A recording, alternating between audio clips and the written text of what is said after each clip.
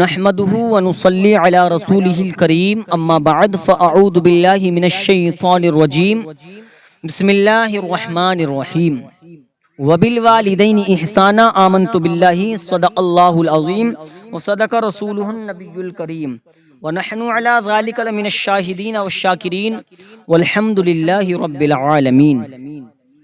ایک مرتبہ درود پاک پڑھیے، اللہ رب محمد صلی اللہ علیہ وسلم نحن عباد محمد صلی اللہ علیہ وسلم صلی اللہ تعالی علیہ وسلم۔ میں نے قرآن کی آیت پڑھی، سورہ بقرہ کی ایک میں نے آیت پڑھی۔ اللہ تعالیٰ کا قرآن ارشاد فرما رہا ہے وَبِالْوَالِدَيْنِ إِحْسَانًا، جس کا ترجمہ ہے اور اپنے ماں باپ کے ساتھ بھلائی کرو۔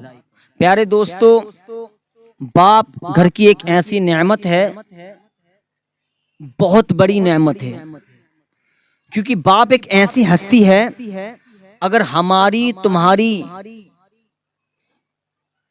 جان پہچان ہے بستی کے اندر تو ہمارے باپ کے نام سے پہچان ہے۔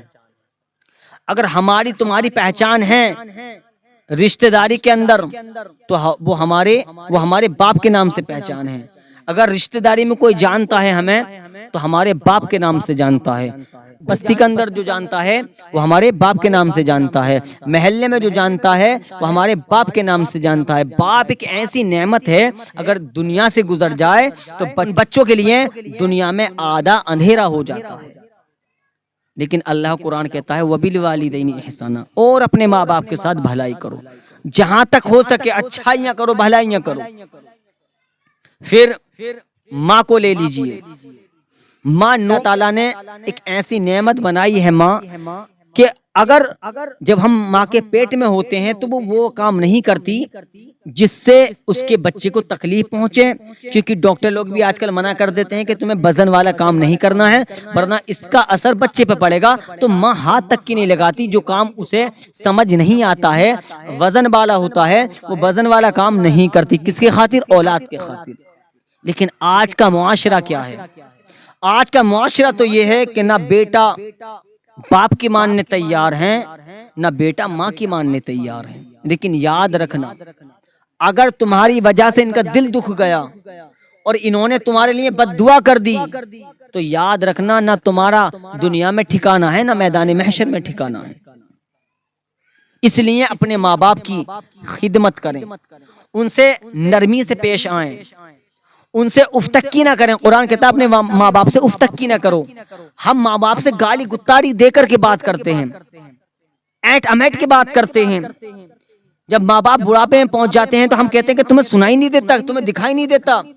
اس طرح کے الفاظ اپنے ماں باپ کے لیے نہ بولو خدا را۔ وہ دن دور نہیں کہ تمہاری اولاد بھی تمہارے لیے ایسے الفاظ استعمال کرے گی۔ اگر یہ بھلائی ہم چاہیں، ہم بھلائیاں چاہیں تو ہم نمازوں کی پابندی کریں، قرآن کی تلاوت کریں، اور اس کے بعد میں اپنے والدین کی، اپنے ابو کی، اپنی امی کی، اپنے ماں باپ کی، اپنے ماں باپ کی خدمت کریں۔ قسم خدا کی، جب تم ماں باپ کی خدمت کرو گے اور تمہاری خدمت سے اگر والدین مسکرائیں گے، تمہاری خدمت سے والدین راضی ہو جائیں گے، تو قسم خدا کی دنیا میں تمہارے والدین مسکرائیں گے، ادھر مدینے والا مصطفیٰ مسکرائے گا، آمینہ کے لال مسکرا جائیں گے مدینے میں۔ ہم ایسا کردار بنائیں اپنے ماں باپوں کے لیے کہ ماں باپ نے ہم پر بے شمار احسانات کیے ہیں۔ میں نے علماء کی زبان سنا ہے، اگر ماں باپ بڑھاپے کے عالم میں ہیں اور اس کی اولاد گود میں لے کر کے کعبے کا طواف کرائے، پھر بھی ماں باپ کا احسان ادا نہیں ہو سکتا۔ ایک صحابی ہیں، نام ہے حضرت حذیفہ رضی اللہ تعالیٰ عنہ۔ بہت غور سے سننا پیارے دوستو، ایسے صحابی، وہ صحابی جنہوں نے اللہ کے نبی کے پیچھے مغرب اور عشاء کی نماز پڑھی ہے، سبحان اللہ۔ حضرت حذیفہ بھی چھوٹے تھے، آپ کی والدہ نے آواز دی، حضرت حذیفہ کو کہا ہے اے حذیفہ قریب آؤ بیٹا۔ حضرت حذیفہ رضی اللہ تعالیٰ عنہ اپنی والدہ کی آواز سنتے ہی اپنی ماں کے بالکل قریب آ گئی، اور آنے کے بعد عرض کرنے لگے امی جان آپ فرمائیں کیا فرما رہی ہیں؟ تو آپ کی والدہ نے کہا تھا بیٹا آج تم آقا علیہ الصلوۃ والسلام کے پیچھے مغرب کی نماز پڑھو۔ کیسی ماں ہوگی اپنے بچے کو نماز کے لیے بھیج رہی ہے، اور حضرت حذیفہ کی ماں کا یہ عالم ہے کہ حضرت حذیفہ سے کہا بیٹا تمہیں آج مغرب کی نماز مدینے والے مصطفیٰ کے پیچھے پڑھنی ہے۔ حضرت حذیفہ رضی اللہ تعالی عنہ نے کہا امی جان ٹھیک ہے، میں مغرب کی نماز اللہ کے محبوب کے پیچھے پڑھوں گا۔ ماشاء اللہ، سبحان اللہ، الحمدللہ۔ کہا بیٹا جب آپ مغرب کی نماز پڑھنے جائیں تو آقا سے کہنا کہ میری ماں کے لیے دعائے مغفرت کر دیں۔ حضرت حذیفہ کی امی نے کہا بیٹا آقا سے کہنا کہ میری ماں کے لیے دعائے مغفرت کر دیں۔ اتنا کہا آپ مغرب کی نماز پڑھنے کے لیے تشریف لے گئے۔ آپ نے آقا علیہ الصلوۃ والسلام کے پیچھے مغرب کی نماز ادا کی، اور ادا کرنے کے بعد میں آپ انتظار کرنے لگے کہ کب اللہ کے محبوب مصلی سے اٹھیں اور کب میں اپنی ماں کی مغفرت کے لیے دعا کے لیے کہوں، یعنی کہ جو ماں نے کہا ہے کہ بیٹا آقا سے کہنا کہ میرے لیے دعائیں مغفرت کریں، یہ کب مصلی سے اٹھیں اور کب میں اپنی ماں کی یہ فریاد ان تک پہنچاؤں، ان سے کہہ دوں۔ اب حضرت حذیفہ بیٹھے رہے، لیکن آقا علیہ الصلوۃ والسلام نماز پڑھنے کے بعد میں مسجد میں یعنی کہ مصلی پر بیٹھے رہے، اللہ تعالیٰ کا ذکر کرنے لگے، اللہ تعالیٰ کے ذکر میں مشغول ہو گئے۔ اتنا ٹائم ہو گیا کہ عشاء کا وقت قریب آ گیا۔ حضرت حذیفہ رضی اللہ تعالیٰ عنہ گھر واپس نہیں آئے، اس لیے نہیں آئے کہ ان کی ماں نے کہا تھا بیٹا آقا علیہ الصلوۃ والسلام سے کہنا کہ میری ماں کے لیے دعائیں مغفرت کر دیں، تو آپ نے سوچا کہ میں بنا دعا کرائے کیسے جا سکتا ہوں۔ کتنے وفادار حضرت حذیفہ رضی اللہ تعالیٰ عنہ تھے، اپنی ماں کے حکم کے مطابق آپ بیٹھے رہے۔ عشاء کی نماز ہوئی، آقا علیہ الصلوۃ والسلام نے نماز پڑھائی، اور بھی صحابہ نے نماز پڑھی اور آپ نے بھی نماز ادا کی۔ اب آقا علیہ الصلوۃ والسلام اپنے گھر کی طرف چلنے لگے تو میرے آقا نے کیا دیکھا کہ پیروں کی آہٹ ہوئی کہ کوئی پیچھے آ رہا ہے۔ اللہ صمد، جب میرے آقا نے پیچھے مڑ کر دیکھا تو کہا کون ہو؟ تو آقا نے جب اتنا کہا کون ہو؟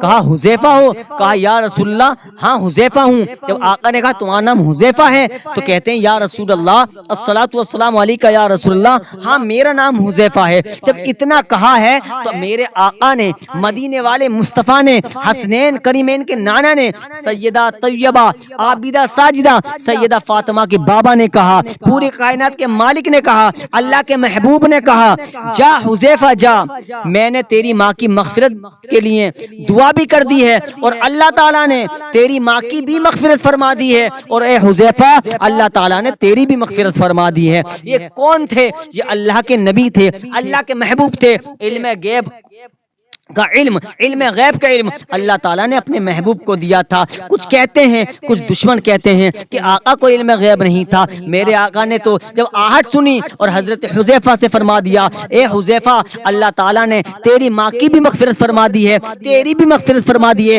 یہاں دو آپشن ہے، ایک تو یہ ہے کہ ماں کی محبت میں حضرت حذیفہ نے مغرب کی بھی نماز ادا کی ہے، عشاء کی نماز بھی ادا کی ہے، اور اپنی فریاد جو ہے ان سے کہی جس کے صدقے میں اللہ تعالیٰ نے چاند و سورج کو پیدا کیا، اللہ تعالیٰ نے پوری کائنات کو پیدا کیا۔ اعلیٰ حضرت تو یوں فرماتے ہیں جب تک بکے نہ تھے تو کوئی پوچھتا نہ تھا، یا رسول اللہ تم نے خرید کر ہمیں انمول کر دیا، پیارے دوستو گزارش ہے اپنے والدین کی خدمت کریں، اپنے ماں باپ کا کہنا مانیں۔